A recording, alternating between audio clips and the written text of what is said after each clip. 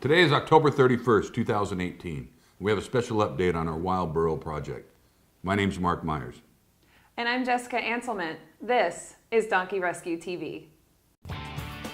My name is Mark Myers. Most people just call me the Burro Man. I travel the country with my dogs rescuing donkeys from abuse, neglect, abandonment, or sometimes it's just wild burros that the government doesn't want anymore. My staff helps me care for more than 3,000 donkeys all across the country. Donkey rescue is not what we do, it's who we are.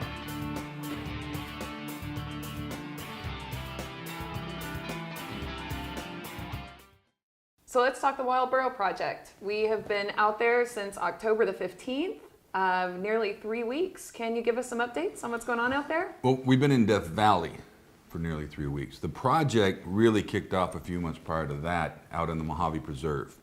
But let's catch all the folks up on what all we have going on. We have what's called a Memorandum of Understanding with the National Park Service in regards to the burros on Death Valley and the Mojave National Preserve. We don't know exactly how many are out there, but we're estimating a few thousand.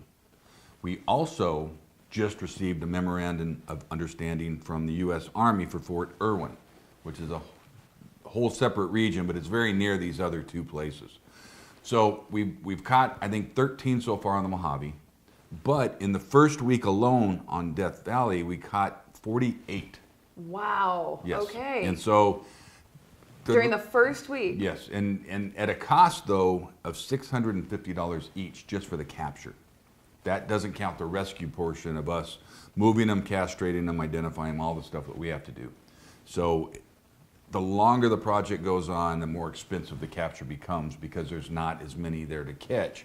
It takes the same resources and the same amount of people, but there's just fewer to catch. So the cost per head will probably double, if not triple, here in the next couple of weeks. Nice. So as you can see back here, so far all of these, 48 in Death Valley, and how many was it in the Mojave? 13 in the Mojave so far, but we haven't really been trying. Those are kind of the catch as catch can. Okay. There is a family that's been ranching down on the Mojave for the last 100 years, and they're still there running cattle, and so they've set up a few traps around their water and if they catch something, they call us and we go pick it up. So, I see. But we haven't really put much effort into it yet.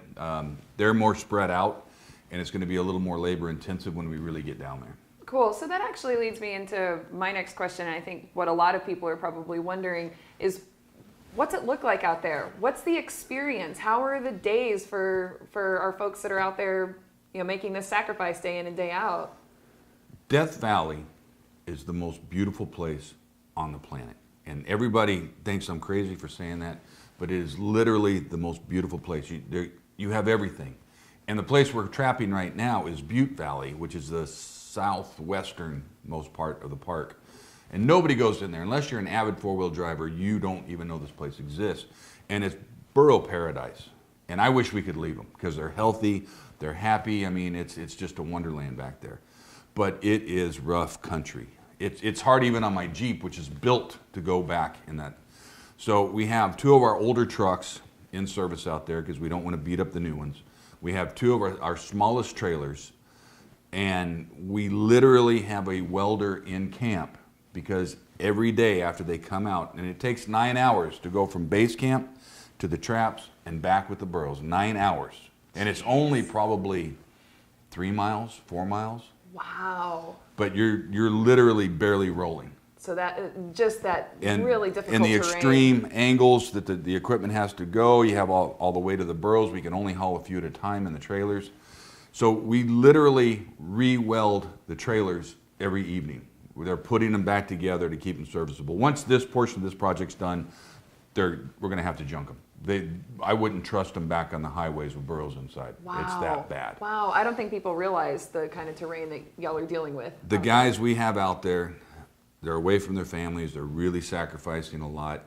I've been gone this particular year, this calendar year, more than I've been home. And I really like my wife. And I know the guys really like their wives. But everybody's really taking one for the team on this. They're sacrificing a lot. We're trying to get off on the good foot with the Park Service. We want them to know that we're good at what we do. We're professionals at what we do. But it's hard. It's hard on everybody. Yeah. Kyle has been there the entire time in the backcountry. I think he came out for his daughter's birthday. Other than that, he's been in the backcountry, and I mean backcountry. There's Zach was out there for quite a while. Hayden, who just got married, he's married to Leah, who's also an employee, and they just had their wedding. We stuck Hayden out there, and then we had to send Leah and Michelle and Colby from Texas to go start processing, which means the microchips and the ear tags Right. and the shoulder brands, so we can identify them, so when the vet draws the blood, which is going to happen on Saturday, we'll know which blood goes with which donkey. Right. So we had to send them out, and we were going to bring Hayden home, but Hayden said, no, if my wife's going to be here, I'm going to. So he's been out there for 3 weeks, living in a horse trailer because he's security for the donkeys that are at our staging area. So it's been a lot of sacrifice on everybody's part. Absolutely, and we're so grateful to our staff, our employees who are out there working, 24/7 for Yes. this project. That actually brings up a really good point. So where we are now, can you sort of explain in layman's terms the process? Like, so we capture the burros in a water trap, we transport them, what comes next? Well, first, to explain the trap, we use what's called a finger gate. And we got a video here. But basically, they're long fingers. And we start with the fingers open so the donkeys can come in and eat the food and drink the water and leave on their own. So they're very comfortable going in. Because just the panels, the trap itself, is something new. So that can scare them. So eventually we start closing the fingers so that they have to sort of bump them to get in, but they can still get out until we close it enough that they can't get out, but they can get in. And that's how it's very low stress, and that's what we look for, is very low stress. Mm-hmm. It is stressful, of course, putting them in a trailer and having to haul them all the way out through that rough road. That is a certain amount of stress. But then we keep them in Warm Springs Canyon at our base camp, and they get food and water, and they start to transition into a little more domestic life. And that's where we separate the females from the males. Then they get hauled to Furnace Creek, which is our main staging area. And that's where they'll get their microchip in their neck, their ear tag, which is also an RFID identification. They get their freeze brand, and we freeze brand everything now, and that's going to help prevent them falling into the Chinese hide trade. Exactly. Then we have a team of vets, research vets that come out. They're going to draw blood, and some of the blood gets sent to the laboratory to test for diseases, and we have to have that legally before we can move them across state lines. And then the other blood is going to check for different things. We're doing a lot of non-invasive research that's going to not only benefit wild burro health, but also we'll be able to use it for domestic donkey health. Right. Once that's all done, then they get trailered to one of our facilities, either the Scenic Arizona facility, and that's where most of the Jennies and foals will go, and all the males will come all the way out to Texas. It's about a 22-hour drive, but we'll bring them out to Texas, and they will await castration. We're actually doing castrations this week here in Texas with Texas A&M and Blinn College. They bring out their fourth-year vet students and their vet tech students from Blinn, and they get hands-on experience, and they castrate, and I think Jack said we have maybe 60 that we're doing. Yes, yeah, that was the last that I heard. Is we Right had around about that 50, number. 50 But- or 60, Yeah, but we have all these jacks out in Death Valley, but it would be much too stressful on their systems to catch them, transport them, bring them out, and cut them. So they won't get castrated until the spring. Give them the chance to get here, make that trip, start getting used to seeing humans and interacting, and Because everything's new. Right. Drinking out of an automatic water trough is new. Yeah. That will startle them. And so we have to make sure that they're adapting to the drinking and the eating and the things. Everything's brand new. right. So I was just out in UC Davis speaking at the Donkey Welfare Symposium and trying to get people on board, because this is not a Peaceful Valley problem. Right. This is an American people problem, and we need everybody's help. And not necessarily to have to grab your sleeping bag and go sleep out for 3 weeks like the guys have been doing, and I've been doing for the last year. But we need people that can donate, people that are willing to take these burros in and help us gentle them, adopt them, become satellite adoption centers. I mean, there's so many opportunities. But this is financial. This is huge. We're looking at $3 million per year for the next 10 years just for the wild burro. That doesn't count what we already do all across the country and in the Caribbean. I mean, it's Our sanctuaries, our adoption program. everything that we do. It's huge. So we need everybody to get on board. We've got the guys that are willing to make this sacrifice and make this happen, but we need everybody's support to get on board. You and I are going back to Death Valley next week. Yep, next week. And we're going to be speaking to the Death Valley 49ers. It's a big group that comes out every year. They have a big camp out thing, and people bring wagons and they ride their horses, and it's really a cool thing. So we're going to speak to them and hopefully get them on board with the project as well. People who have the same kind of respect for Death Valley that Mark does. Exactly. So, ways that people can get involved. One of the things that we've been talking about too is this journaling program that people can help us out with, taking in somewhere around 10 donkeys and not training them, but just getting them used to people, helping them gentle down. We keep donkeys in groups of about 100 here on this ranch and out on Sanctuary. And so to take them out of 100 and put them in an individual pen with an individual trainer, that's very stressful. So what we need to do is we need to take about 10 of them and transition them into more human contact. And anybody can do this. Anybody that has land and a pen can do this. It doesn't. We don't want a lot of space. We want them to be fairly. We want them to have a safe distance, but not be able to run away from people. Right. And so we're not looking for anybody to get hurt. We just want them to start feeding crackers. Yeah.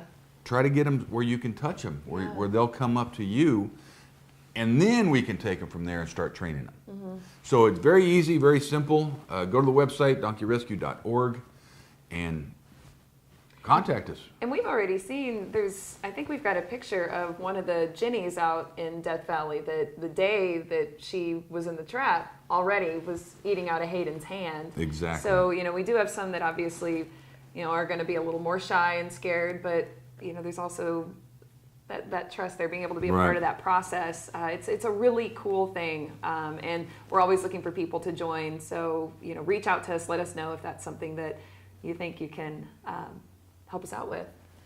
So let's talk about the BLM. The BLM. We've got some big stuff potentially going on there. If you want to tell us about that. The BLM has 46,000 horses in storage.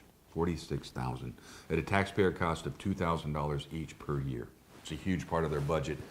They're supposed to cut 10% out of their budget, but they can't do it with this. It's a nightmare. So we've always taken in what they call their cell burros, and this happened back in 2004. It got slipped into Congress in a spending bill, but they said any horse or burro that is 10 years old or older than 10 years old or been offered for adoption 3 times must be sold. So we have been buying them. To meet the letter of the law, we pay $20 a piece, and we bring them in. We brought on over 500 since 2004. Well, just recently we brought in 100 from Axtell, Utah. Yeah, that was just in the past month, I think. Yes. Yeah. And we could do so much more. We have the capabilities. People really don't understand just how big we are. We have our main facility here in San Angelo, Texas, that can easily hold 1,000 donkeys at any one time. We have our 2 transportation hubs. One's in Scenic, Arizona. One's out in Concord, Virginia. They can hold 300 to 400 easily. We have our sanctuaries where we can hold 3,000 to 4,000. We have our satellite adoption centers, our satellite training centers, and now our new gentling centers, which can each hold around 10. And so we're talking 50, 60 facilities there. So we have a capability of housing the donkeys, training the donkeys, transporting the donkeys. We're a DOT licensed trucking company. We can be anywhere in the country. We're always moving donkeys. We're huge. We're the largest equine rescue in the world. And I think, especially when it comes to our wild burros, I think nonprofits should be in the driver's seat. I think we should be the ones. Absolutely. We're better at it. We're passionate about it. It's not a job, it's our passion. So we should be the ones that are doing this. Right. So we're not doing this because we feel obligated or pressure to do it. We're doing it because we love donkeys. Exactly. And we want to do right by donkeys. And I think we could do so much more. So we're reaching out to the BLM. I've had some discussions with them. And we basically want to take every burro that qualifies into the Sell Burro program. Right. For now and every year to come, there's always going to be new 11-year-olds. Just on what they have in storage, there's going to be every year a group that becomes eligible, and it's going to become automatic. We want them to automatically come to us, enter into our system, so we can get them placed in a good home. I think that's wonderful. So definitely stay tuned for updates on that. What a good opportunity for the donkeys. You know, Absolutely. when they come into any one of our centers, our our main ranch, our transportation hubs, or our sanctuaries, they do get to maintain that sense of freedom, and it's a much better situation than just stockpiling them where they stand around and look at each other all day. Yes, absolutely. Yeah, so we're really, really excited to be able to do that for the donkeys. So, well, I think that kind of wraps us up for our good. updates. This project obviously is huge. It is uncharted. It is historic. And there are going to be updates coming to you all the time. So if you haven't already, definitely follow us on Facebook. Check out our website. And if you have questions about what we're doing, or if you want to get involved, have ideas of how you can get involved that maybe we haven't brought up yet, we're always open to suggestions. Always. So reach out to us, communicate with us, let us know how you want to help. And we'll keep you updated, because this is just going to be shifting. I mean, every single day, I feel like we're going to have new Every day. updates. It's moving pretty quick. It is. Please remember that Peaceful Valley is funded entirely by private donations. So head on over to our website to make a donation. And while you're there, get yourself a coffee cup or a t-shirt. Y'all be good, and we'll see you next time.